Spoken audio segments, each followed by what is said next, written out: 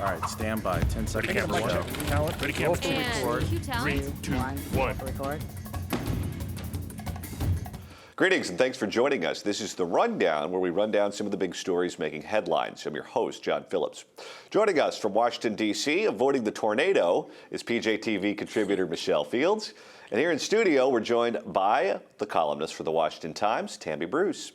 Today, we're talking about the three biggest celebrity scandals of the year. And Tammy, you're up first. All righty. Well, my top celebrity scandal of the year goes to Stephen Collins. The actor is being investigated for child molestation after comments he made to his estranged wife during a therapy session, which she recorded. Sounds like it belongs on Lifetime television, doesn't it? In the recording, a man who police say is Collins confesses to exposing himself and sexually abusing three underage girls starting way back in 1972. He is now 67. He is best known for his role as the family-oriented Reverend Eric Camden on the TV series Seventh Heaven. Collins has been fired from the new film Ted 2, and his scenes from the season of Scandal will be pulled, apparently. That's not going to be easy. And he will be in court next month. So it's not just an allegation on these tapes. He goes into detail. He effectively confesses. That's why everyone's operating in this fashion. It's not like he said, she said. It's he said, he said, he said about himself. And it's horrible. But it's, I think, if you're going to do this and end up at the age of 67, we're finding out he's a handsome guy, plays, fun roles, that you really can't judge books by their covers, can you? Talk about going from Seventh Heaven to seventh grade. Yeah, literally, in the same day. No kidding. It's awful. Now, he's a creep. There's no question about that. And we still have to stay alleged because he hasn't been convicted. That is true. You can clear your throat before you say it because we can do it with a wink and a nod. That's true. It's not a criminal finding by any means. This is about him discussing his own activities, and criminal findings and that dynamic's very different. But here's something I can't help but to think when I look at the details of the story. I think the wife is almost just as creepy as him, because she has known about this for years. This wasn't something that was sprung on her, and she waited until they were going through the divorce where she could use it to cause the maximum amount of damage and theoretically produce the maximum amount of money for her while they're going through their assets and figuring out who gets what. So from my perspective, if you're going to have moral outrage for something like this, you go to the police as soon as it's brought to your attention. Well, she argues, and this is that it was the alleged first victim was the sister of his first wife, who contacted, as an adult in 2012, Faye Grant, the current wife, saying, hey, this happened to me. So she'd known about it for a couple of years. She suggests or alleges, Michelle, that this is something that she was dealing with him, trying to get him into therapy, trying to get him to, confront this. And of course, things went south at that point. But she then, ultimately, you're going to get a divorce. And it's an interesting argument. When it comes, is it just timing? Do you think that a wife who knows something like this, Michelle, should do more? What's your perspective of the two of them? Well, I think as soon as she found out, and I'm sure he admitted to it, I would have left the guy immediately and gone to the authorities.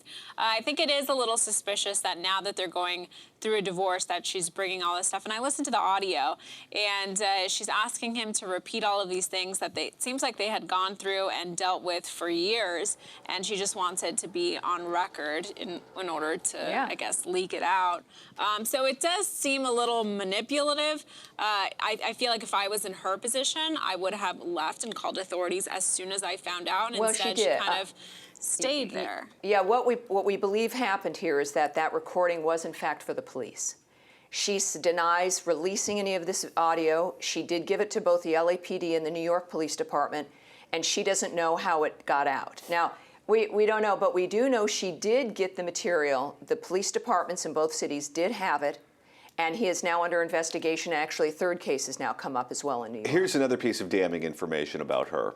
She claims... She's an actress also, by the way. Yes. You recognize her if you Google her. She claims that when she was pregnant with their child, he told her, I hope it's not a boy, because if it's a boy, I'll be compelled to do something sexual to it. Yes, exactly. What?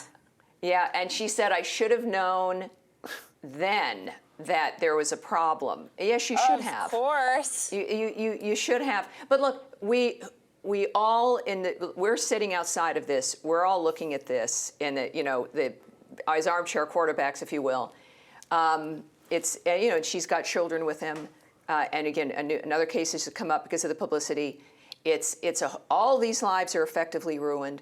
His children's lives, the lives of the victims. Who knows how many with the shows that he did with children. So nobody wins here, except now, hopefully, he'll be stopped. And all the networks are pulling reruns of Seventh Heaven. Yeah. So all of the actors on that program, and none of them really went on to do much outside of Jessica Biel, who became a star. Yeah. All of them are having their residuals pulled from them. And if you're an actor that's semi out of work, a $50,000 check means something to you every year. Now, that's the residuals and those shows, that's what you live on. And you're right, that's over now, isn't it? Absolutely. Boy. All right, Michelle, what do you have for us? All right, my top celebrity scandal is the celebrity photo hacking case. You may recall dozens of photos from celebrities like Kate Upton, Kirsten Dunst, and Jennifer Lawrence were leaked and posted on various websites back in September. In a new interview with Vanity Fair, Jennifer Lawrence says she feels violated, calling what happened a sex crime. She wants new laws to prevent this from happening again. She went on to say the photos were made for a longtime boyfriend years ago. Apple says hackers targeted celebrity accounts and not the iCloud system. They tricked users into getting passwords and usernames or guessed thousands of passwords to gain access.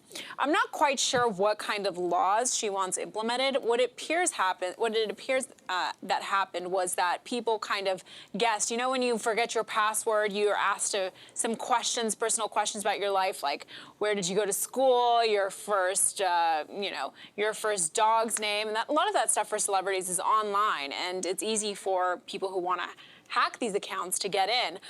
So I'm not sure how you can implement a law that will prevent that from happening. I think you just need to make trickier passwords and questions. What do you think, John? Is there a way to prevent this from happening again?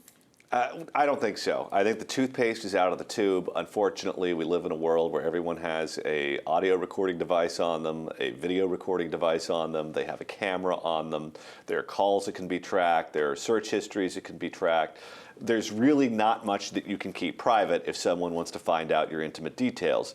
So from the perspective of these individuals having naked pictures go out all over the internet, I feel unbelievably sorry for them. It's violating, and I sympathize with them.